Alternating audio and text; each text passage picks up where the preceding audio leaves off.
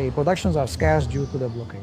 They don't have fuel because Cuba is an agricultural nation. If there's no fuel for agriculture, no food is produced. That's the main thing. This is what I have been told in Havana. It makes sense. No gasoline, no machines, no food for the people. But there is something very wrong with that assumption.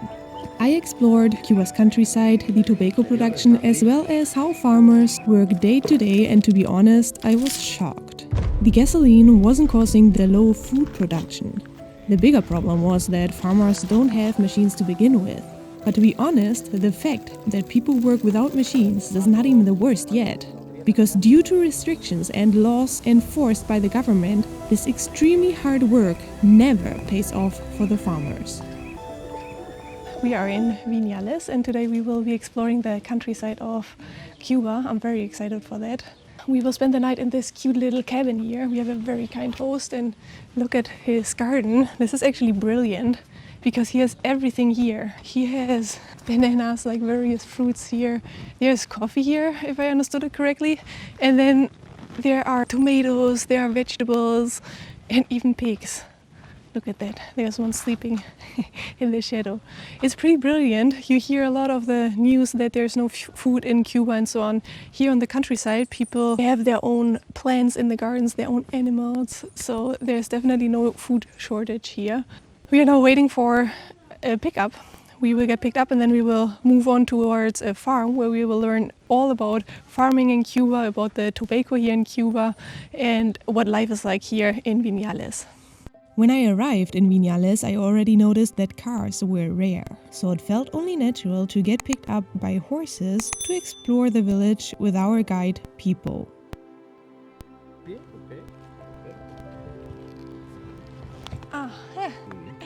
Okay, yeah. Hi. We arrived at a viewpoint and look at this stunning view with the mountains in the background.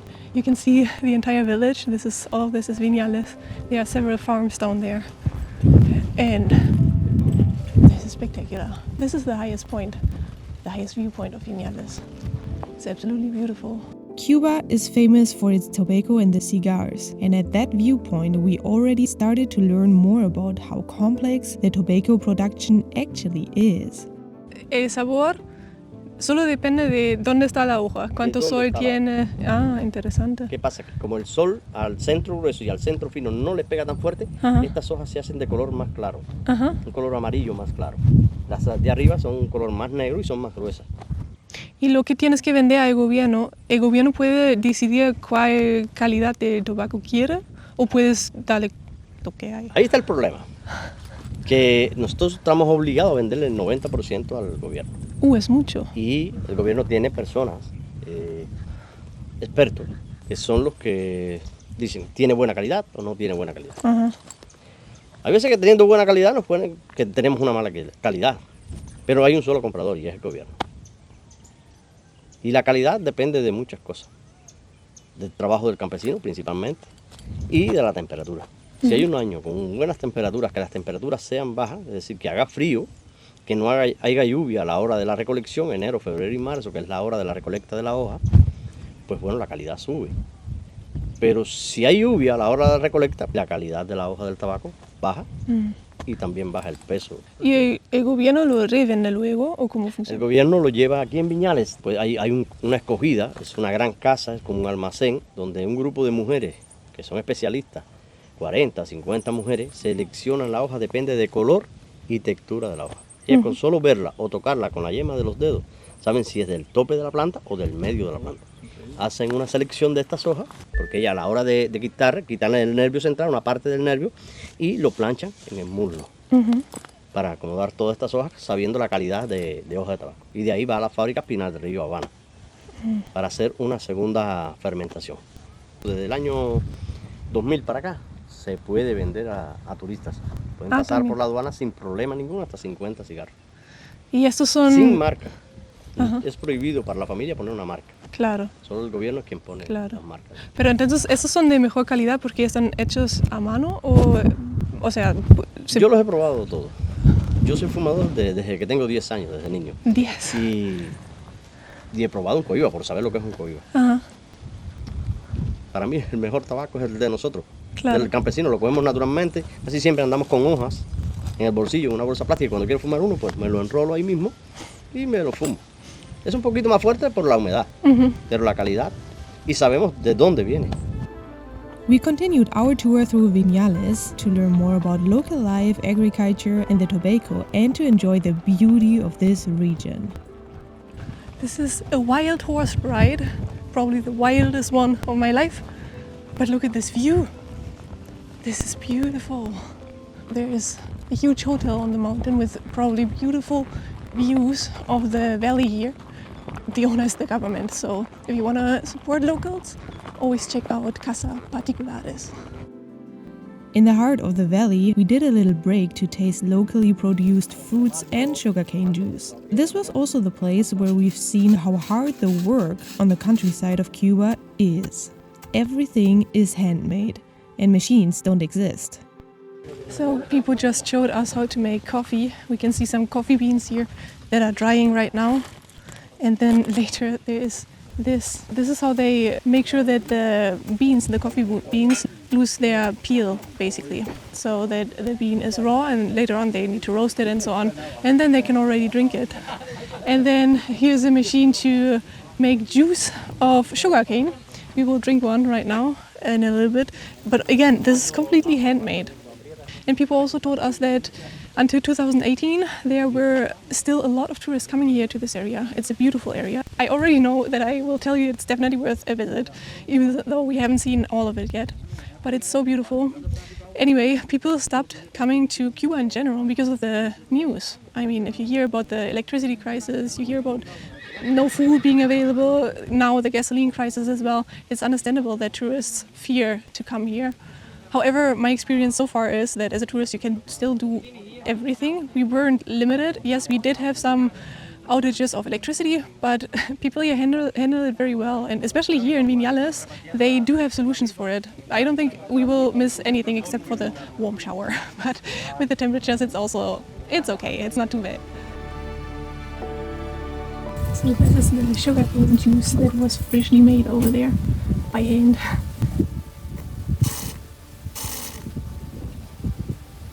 Oh, it's very good. I think it has star fruit in there as well. It's mixed with star fruit. It's very sweet, but very, very good. We then continued our tour to see some of the plants and fruits from the region. So these are yucca plants, and then there was also the most expensive potato of Cuba. Most expensive because they give it to newborns in the hospital, for example, and also to elders because of its nutrition. We are entering people's territory, and here there are usually yucca plants, over there some corn, and he just told us that everything is made by hand. There are no tractors, no machines or anything, and it's usually him and his 2 sons, and sometimes he has some day workers that help out. But it's hard work. Imagine he has 8 hectares. Imagine treating 8 hectares with a maximum of 5 people, all made by hand, without machines. That's incredible. These are tobacco fields here, and as you can see, they are still very small, but they get up to 1.30 meters, so they still need about 3 months to grow. It's quite little time. I would have expected it to be more. What is really incredible is that people here have so many skills. It's incredible. They build their own houses. They construct basically everything they need here on the farms. Everything is handmade. I mean, do you know how to build a bathroom? I honestly don't, and I'm an engineer in Germany. Imagine that. It's incredible, the skills people have here. But they come from necessity, obviously. Necessity makes these things possible, necessity creates creativity as well. I also love that everybody here knows each other. Obviously, it's a small town, a small village, but I think it creates a community that is quite unique. At Pipo's farm, we learned a lot about his work. His animals are extremely important to work the fields and to carry heavy things. Since there are no machines, animals are absolutely necessary. And they are extremely well trained. They listen to words and signs and are trained by Pipo himself. Obviously, this work here is quite inefficient. I'm saying this with all the respect, but people also just said that. It's all handmade, and we all know that a human being is slower than any machine that exists. However, as much as he would like to buy a tractor, for example, to work the fields, he can't, because one would cost him about $15,000, and that is so much money. It would take probably years to save up for it, but he also said that there really isn't enough money to actually really save. And there's also no support from the government. The government doesn't subsidize these kind of things. So yeah, people need to arrange all of this by himself. And it's hard to understand because a tractor, for example, would save months of hard work. It would be so much more efficient for the entire country. If more people would have one, they could plant more things, they would grow more foods here, more tobacco, and so on and so forth. But it's impossible for the people here. But I also learned that people, even though he was officially the owner of the animals, couldn't really decide what to do with them. For example, he wouldn't be allowed to kill the animals to feed himself and his family. There will be a vet sent by the government who would take a look at the animal and then decide if it was ready to be killed or not and whether it was good enough for human consumption. If the meat is for consumption, people would have to hand it over to the government, who supposedly gives the meat to people in hospitals.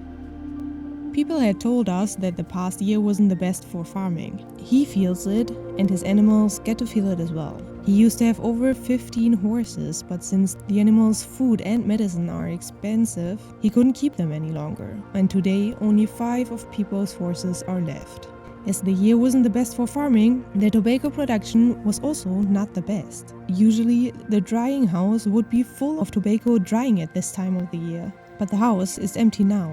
It takes about 8 months to get a finished tobacco. The plant grows up to 1.30 meters in 3 months only. After that, it will be dried for another 3 months and then fermented. I was shocked when I heard that people has to give 90% of his tobacco and 60% of his vegetables to the government for a very low price that is determined by the government. The government later on resells the products for a much higher price. Only the leftovers are for personal use and can be sold to people and tourists.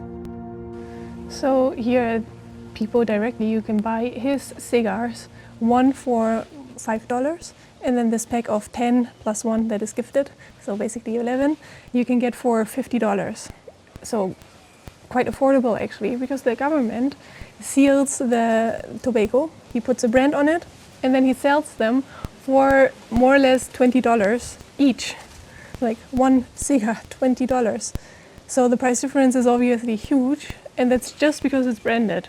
The quality and the tobacco is exactly the same. This is already dried tobacco. This one here is ready. Con este puedes hacer puros ahora, ¿verdad? Ese es el único que lo voy a fumar. Ah, okay. He will make one now. He will make a cigar now. Let's see how this works.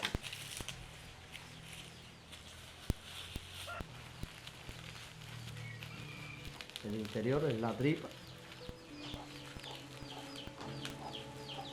Despite all this hardship, I truly felt like people was happy. I wanted to know how he could stay this positive even through the toughest times.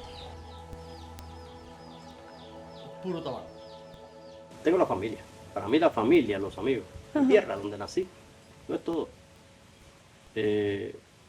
Yo disfruto compartir aquí con mis amigos. Pero la pasamos bien, porque al final decimos amar tiempo, buena cara. Trabajamos mucho, pero disfrutamos un trago de ron, la conversación. Es una vida para mí, y ya voy por los 54 años.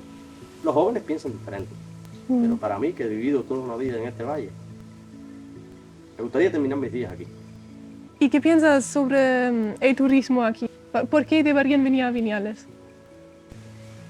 Viñales lo que más tiene es la naturaleza, la tranquilidad, Sí. este aire puro.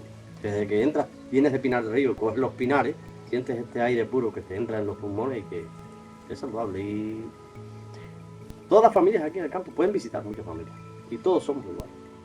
Todos, no es que sean turistas. Aquí llegas un día de 31 de diciembre, un cumpleaños de cualquier chico, y todo el que llegue es bienvenido. No porque traiga dinero, no porque traiga una botella de ron, sino porque entra en familia también. Muy bien que vinimos al final del viaje, porque es como A mí me parece lo mejor del viaje por ahora. Es algo muy bonito, no solo la naturaleza es algo muy bonito, pero también se siente que la gente aquí es muy diferente. Por ejemplo, en La Habana todo es sobre dinero. La gente te ayuda porque quiere tu dinero. Y aquí, claro, la gente también necesita vivir y también es... necesidad de las grandes ciudades. Sí, claro.